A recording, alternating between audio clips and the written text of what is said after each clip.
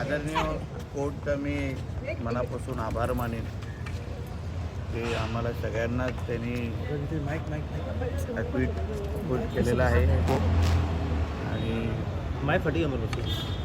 त्यांनी जो आम्हाला सगळ्यांना न्याय दिला आहे त्यासाठी मी मनापासून कोर्टाचा आभार मानतो। सर एकंदरीत 2013 से घटना थी, क्या क्या कोर्ट का निकाल है, क्या कहना चाहते हो?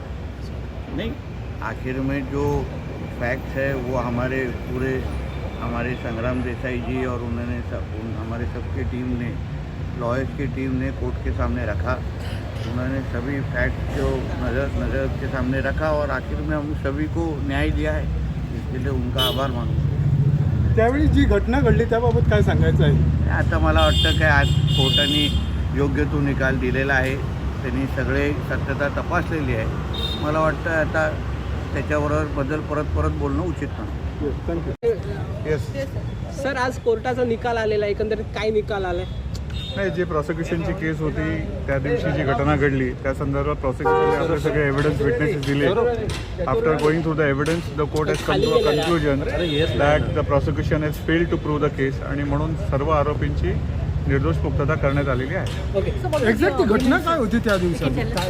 ती घटना होती की आपल्या सगळ्यांना माहिती आहे की काही लोकांवरती असॉल्ट झाला होता आणि त्या असॉल्ट करण्यामध्ये नितेश राणे आणि त्यांचे सहकारी होते अशी प्रॉसिक्युशनची केस होती। परंतु प्रॉसिक्युशननी जो काही एव्हिडन्स दिला, in that evidence prosecution was not able to prove that Nitesh Rane और anybody along with him were involved in such a incident, as a result of which the court has come to a conclusion that the prosecution has failed to prove the case and therefore they have been acquitted. पण याचं exact पाठचं कारण कसं? आता ते जो booth वगैरे तोडफोड झाली, मग मारहाण झाली, नाही, कारण काय होतं त्याच्याबद्दल आपण सांगू नाही शकणार। प्रॉसिक्युशनची केस काय होते एवढं मी सांगू शकतो। प्रॉसिक्युशनची केस अशी होती की त्या दिवशी जे कोणी तिकडे कामाला लोक होते त्या बूथवरती, त्या बूथवरच्या एका व्यक्तीला असॉल्ट केला होता अशी प्रॉसिक्युशनची केस होती।